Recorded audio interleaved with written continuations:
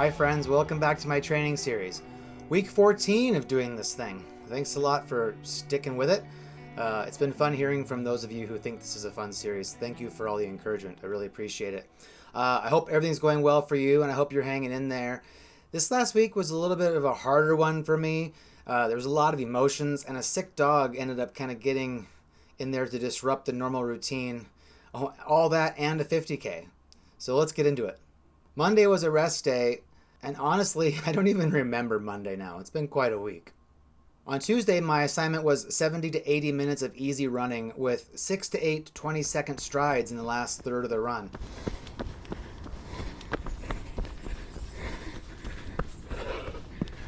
I ran 75 minutes on a beautiful morning, 6.2 miles with 692 feet of gain. And then after work, I did my weekly yoga practice over Zoom. On Wednesday, I was assigned a steady state workout, 2 times 20 minutes hard-ish with 5 minutes in between. But the night before, our dog Lily was up every hour with really bad diarrhea, and honestly, I did not get very much sleep. In the morning, I did get ready to go, and I drove most of the way to the park from my run. But along the way, I decided what I really needed much more on that day was a rest day. So I don't break my schedule very often, but it did feel better to go back home and just go back to bed. I also skipped my assigned core strength workout. Sometimes it's just, I think, better just to do what you need to do. On Thursday, I was assigned 70 minutes of easy running. After another night of very little sleep, I was feeling emotionally low. I started the run feeling pretty sorry for myself, but improved as I went, finding things to be happy about and think about some problems in a different way. I love that little section of trillium.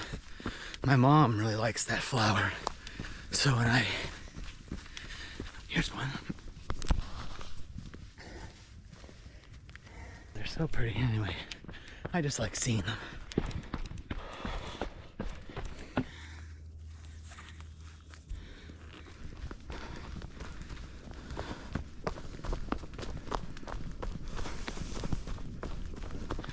I just need to remember in my real life what I remember when I'm running.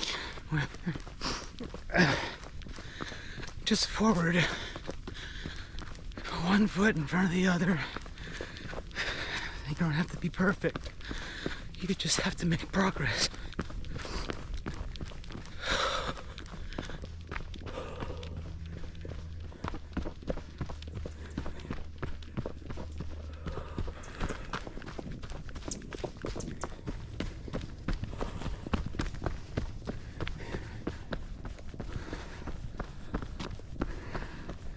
I felt so much better after finishing this run.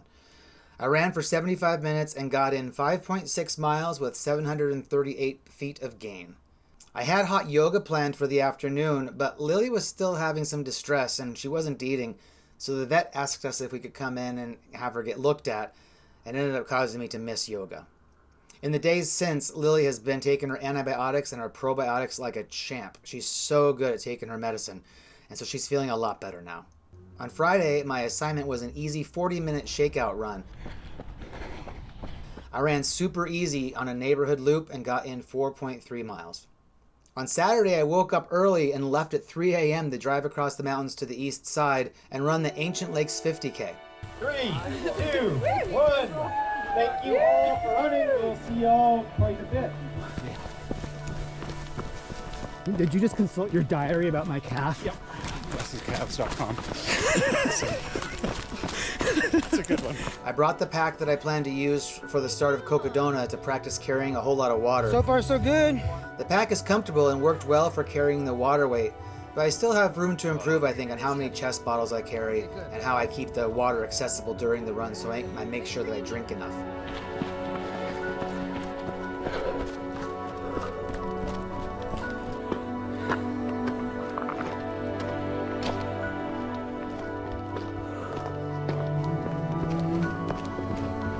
Thank you.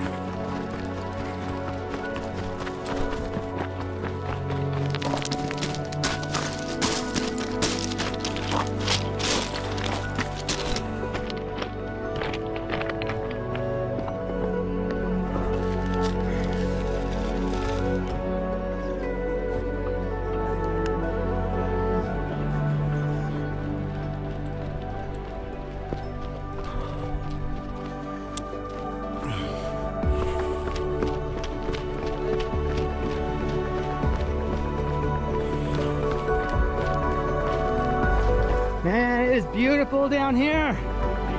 Yeah, it is. Good to see you, brother. You're doing great.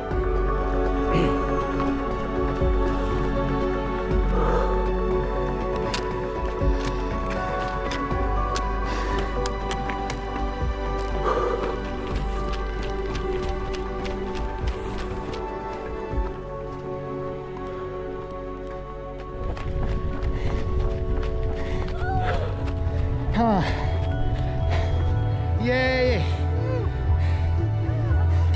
Perfect. Thank you, brother. I finished the run in 7 hours and 47 minutes and collected almost 3,000 feet of gain. Finally, on Sunday, I was assigned 1.5 to 2 hours of hiking. So Leah and I went to Lord Hill Regional Park together, and I showed her some trails that she hadn't been on.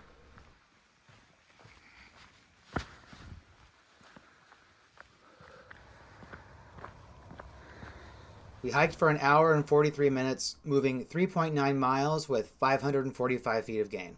Overall, this week I ended up with 54.5 miles total in 11 hours of total running. But the sleep hours were far fewer than usual, and that helped make it a harder than normal week. Okay, let's get to the Q&A section of the show. Thanks to all those of you who sent in questions this week. Let's start with this question from Chad Higgins, who has a great YouTube channel called See Chad Run. He asks if I would rather do a race or a run venture. Well, first off, I don't really race races, but I really do enjoy running in them. What I love about running adventures is I love all the planning and the recon and figuring out something exciting, new, and personal. Well, what I love about races is getting together with old and new friends and having camaraderie and a shared experience, all with the benefit of infrastructure and some provided aid. So I really do enjoy both of them quite a lot. But if you're going to make me choose, I would probably choose a race because of the social boost. Next up is a question from Ian, who was also at Badger Mountain a couple weeks ago and DNF'd in the 100. He asks about processing a DNF. Well, I have had some thoughts on this. In a couple podcast interviews, I have said something that in hindsight sounded kind of cool. I think we need to normalize DNFs and stop worrying so much about how they're failures, because I don't think they are. I've DNF'd 2 100s, the Scout Mountain race in Idaho and the Teanaway country here in Washington, both really tough 100s. I just think in general, we runners put way too much pressure on ourselves not to DNF. Several years ago, when I was starting in my running journey, I can remember I was starting to make my identity, like all about running. And the idea of DNFing at the time just absolutely terrified me. I mean, how could I possibly go on if the one thing I cared about I failed at? And I think it's that pressure is just not very healthy. So these days I'm trying to think about it in a more healthy way. Ultimately, I think ultras are really hard, and we shouldn't expect to get to the finish line on our first try. We should respect it as an attempt at something huge and something that has no guarantee of finish. So I think if we look at it this way, we can think about it that every time you run an ultra, we're learning something new. And we need to give ourselves room to acknowledge that our first attempt may not be possible to know all the things that we need to know to finish an event. To successfully finish 100 requires so many things to go right, but then also to have the experience to know what to do to make adjustments when things don't go right. And things are always going to go wrong in an ultra. So a lot of the things that help contribute to getting to the finish line are learning how to make those adjustments to the things you don't expect that all of a sudden pop up. So I know this isn't how you wanted it to finish, but I'm glad to see that you're happy with your effort, and I just encourage you to celebrate the accomplishment of running 81 miles on a tough course and all the learning you got along the way that day. So yeah, take what you learned, write it down, and then apply those learnings to your next one. On a less meaty topic, Matteo asks me what shoes I ran in before Topo Athletic. When I was starting running trails, I actually started running in the Brooks Cascadia shoe. And then a little while later, I started to experiment with their more minimal pure grit shoe that Brooks also had. But after my 2016 ankle injury, I started to run in Hoka, especially on the roads, but then eventually also on trails. I found that the cushion of the Hoka really helped my ankle as I was rehabbing.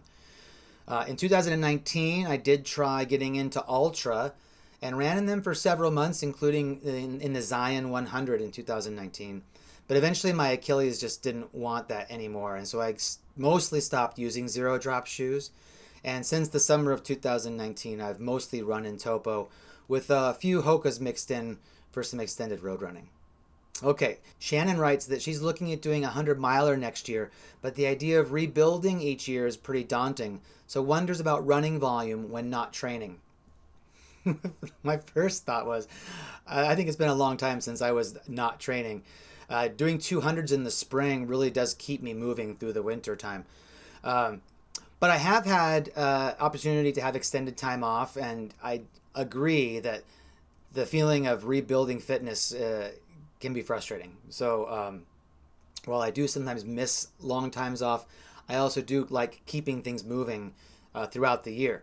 Let's take a look at my training log in Strava, and I'll just give you a look at what it might have looked like in a recent in-between major runs phase. So let's go to October when I did the Puget Sound 200.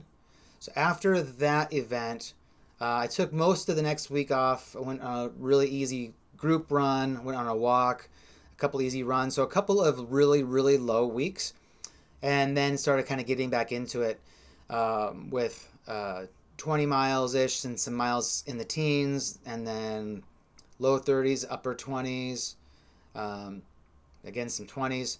So lately I don't really take a lot of time off, and I will eventually start to get back into a routine, at least of easy fun running, just to sort of get all of the fitness sort of back in gear again as we start to put our sights onto another race. And so what I also like to do is sprinkle in some interim events to give me things to train for and look forward to along the way to the big milepost event. So I got Cocodona coming up next month, but this year I ran a marathon, 50 miler 2 weeks ago, and then this week I ran a 50K.